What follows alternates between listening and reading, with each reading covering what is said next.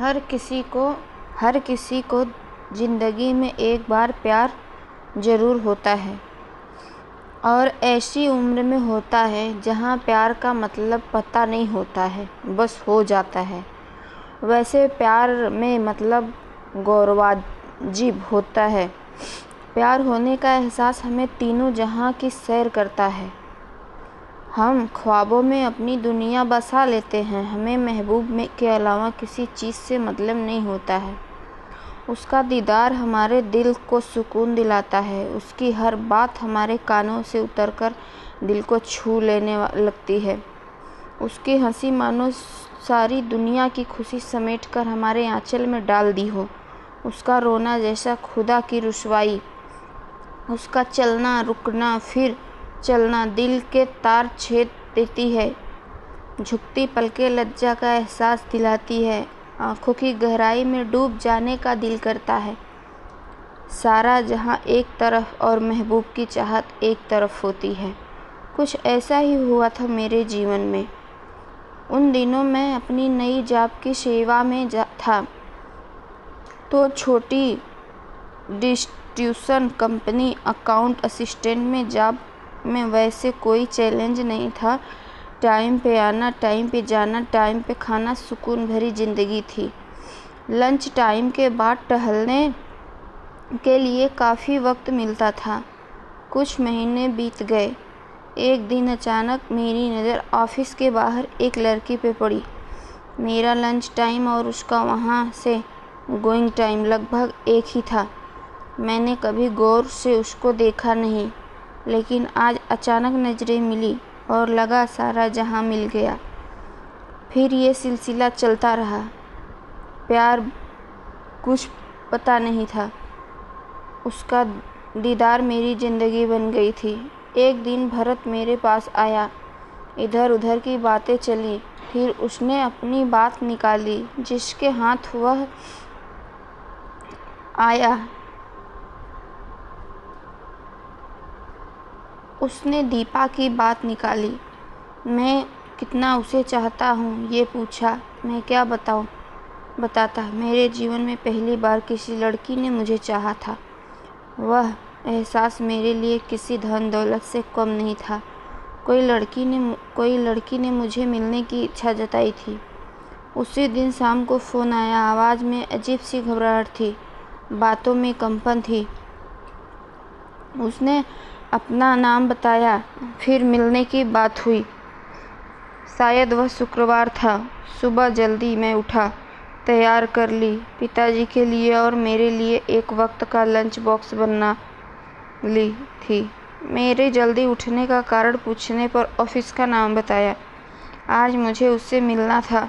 ज़्यादा वक्त ज़्यादा किए बिना मैं घर से निकल गया। बस की बजाय मैंने ऑटो से जाना पसंद किया। 20-25 मिनट तक मैं इंस्टीट्यूट पहुंच गया। सुबह की 8:30 बजने में और 5 मिनट बाकी थे और वह बाहर आई। साथ सहेलियों को उनके से बाय बाय किया। उसके चेहरे पे घबराहट साफ नज़र आ रही थी। मैं कुछ कदम चला, फिर उसने साथ दिया। थोड़ी दूर जाकर एक कोने पर मैंने अपने चाहत का इजहार किया। उसने भी चाहत में हामी भरी। फिर उस दिन शाम को उसने फ़ोन किया। मोबाइल नहीं थे, ना कोई नंबर मेरे पास था, बस उसका मोबाइल। मुँह बोला भाई था भरत। मेरे लिए तो उससे मिलना जुलना मुश्किल था, उतना ही आसान था। अब मैं अपना लंच जल्दी लेने लगा। फिर वॉशरूम जाने के बहाने हम लोग 5 मिनट के लिए सही रोज़ मिलने लगे। नज़दीक ही कोई इंडस्ट्री में वह काम करती थी। आप इसे प्यार कह सकते हो या नहीं ये मुझे पता नहीं, लेकिन वह प्यार भरा ऐसा ज़िंदगी बना देता है।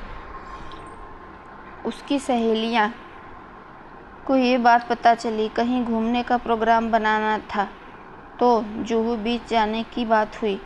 उस दिन हम लोग खूब घूमे, ढेर सारी बातें हुई, मौज मस्ती में शाम ढलने लगी तो पाँव वहीं रुक गए लेकिन जाना तो ज़रूरी था। हम साथ चले लेकिन हम सफ़र ना हो पाए। दिवाली की सुबह हमारी कंपनी चालू थी। सबको बोनस और मिठाइयाँ मिलने वाली थी। नए कपड़े पहनकर मैं भी ऑफिस पहुँचा। दीपा की छुट्टी थी। मौका पाकर एक मिठाई काजू कतली मैंने उसे दिखाई। वह दिन अच्छा चला गया। हम ऑफिस से निकल ही रहे थे कि फ़ोन की रिंग बजी। मैंने फ़ोन उठाया। बड़ी दर्द भरी आवाज़ में उसने कल की मुलाकात की तारीख तय की। उसकी परेशानी उसकी बातों से मेरे दिल तक पहुंच रही थी। आज हवा का रुख बदला नज़र आ रहा था। कल के फ़ोन कॉल को लेकर मैं रात भर ठीक से सो नहीं पाया। इसके कारण सर चढ़ा हुआ था। आज ट्यूशन नहीं था। कुछ ही देर में वह आई। फिर हम एक होटल में चाय पीने बैठ गए। हम फिर नहीं मिलेंगे। घर पर पता चल गया है। मेरी बड़ी बहन ने रेलवे ट्रैक पर इसी चक्कर में सुसाइड किया था। मुझे तो कुछ पूछने का या कुछ बताने का मौका ही नहीं मिला। ना तो कुछ बात बन पाई। वह चली गई। मैंने उसे रोका भी नहीं। वह क्यों चली गई मुझे पता नहीं। कल रात उसके घर में क्या बात हुई मुझे पता नहीं, और क्या कारण था मुझे पता नहीं। लेकिन मैं इतना दावे के साथ कह सकता हूँ कि वह मुझे प्यार करती थी। वह मेरे घर भी आकर चली गई थी तो मुझे पता नहीं, लेकिन उसका प्यार सच्चा था। ये मेरा पहला प्यार और अब अधूरी बन गई थी। आज लिख रहा हूँ, पुरानी यादों में खो चुका हूँ।